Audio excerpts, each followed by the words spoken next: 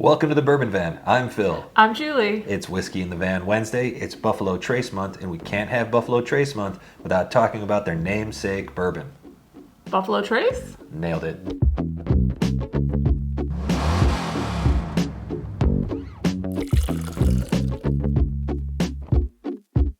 Once again, this week we are not in the van for Whiskey in the Van Wednesday, but we are so close we can taste it. The weather is improving all the time. The van is very nearly ready to travel. We are more and more eager to get outside all the time. Today we are trying, as we said, Buffalo Trace bourbon, which can be a little hard to find, just like all things Buffalo Trace out there. Generally, we're able to walk into just about any store locally here and find it, but we definitely understand that out there for you, this might be tricky to find, and if it's not readily available, we are going to talk value and talk about some of the comparable bottles as well. Are you ready to start with a cork pop?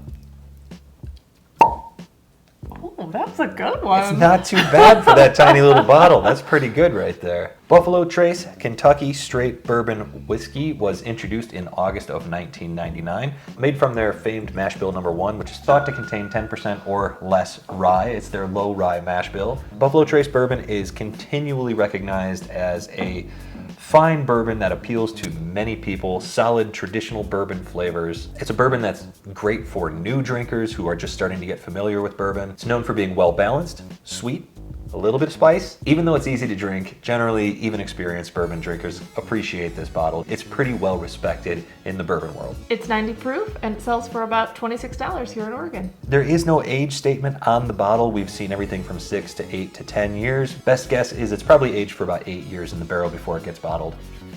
So I'm ready to get into this thing. Let's check out the nose.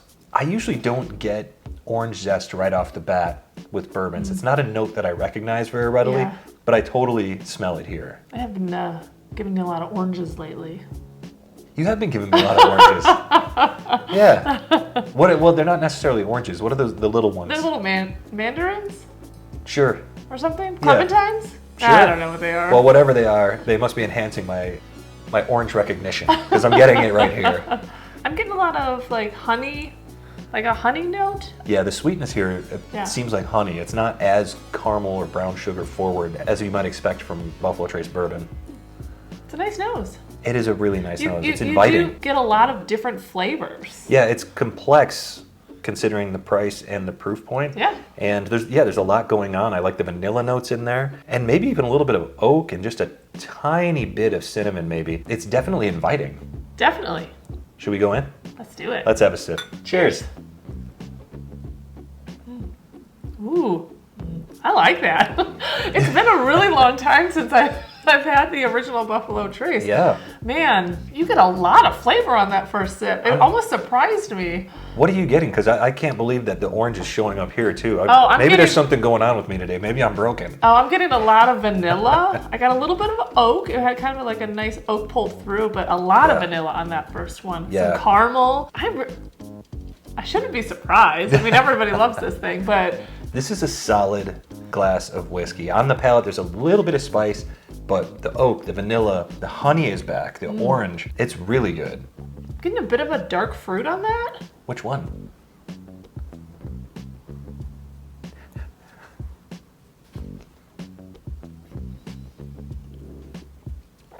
So much pressure. We're all waiting with bated breath at this point.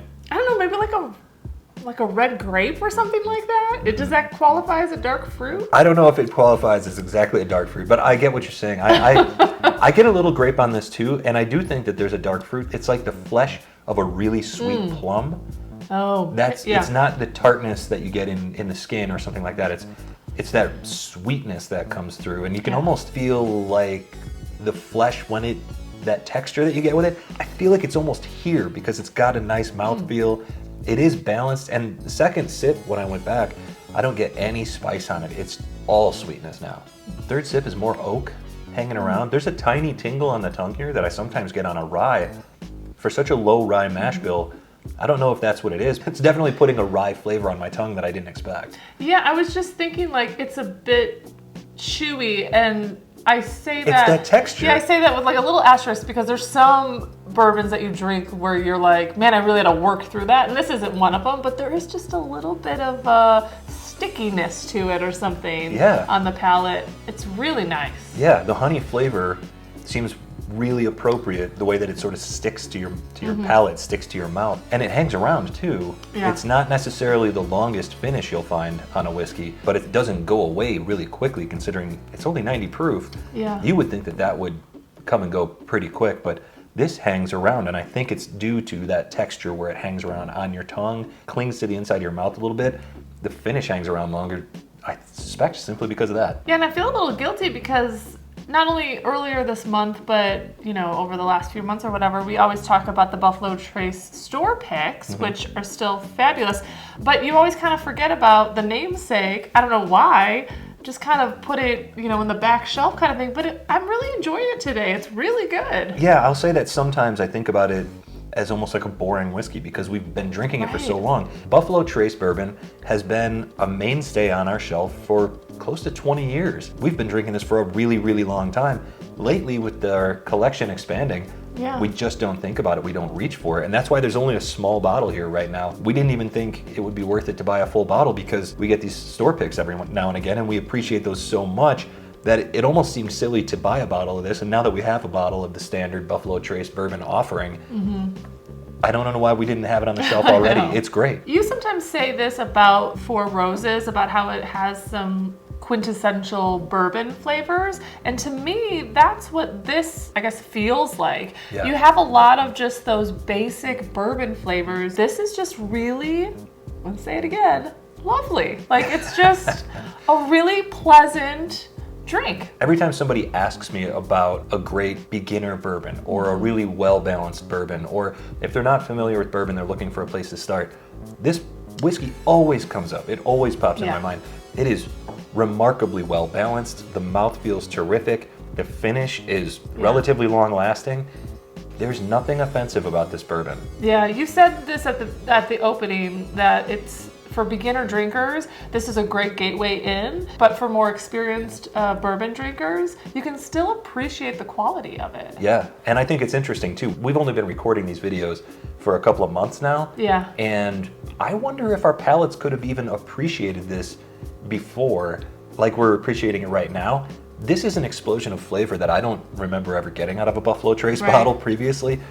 I think maybe we're learning some things. So this is good. I hope we're helping you guys. I hope you're learning with us. Let's all go on this journey together. It'll be great. I know. On the finish, it's long lasting and getting oak, cinnamon that tends to build the more sips that you have. So there is a spice that builds there. The rye maybe plays a part there. The oak, and surprisingly, the thing that I never get on bourbons, that orange zest, that citrus zest, even comes through on the finish. This is an impressive finish for a 90 proof bottle of whiskey. At only $26. It's pretty impressive.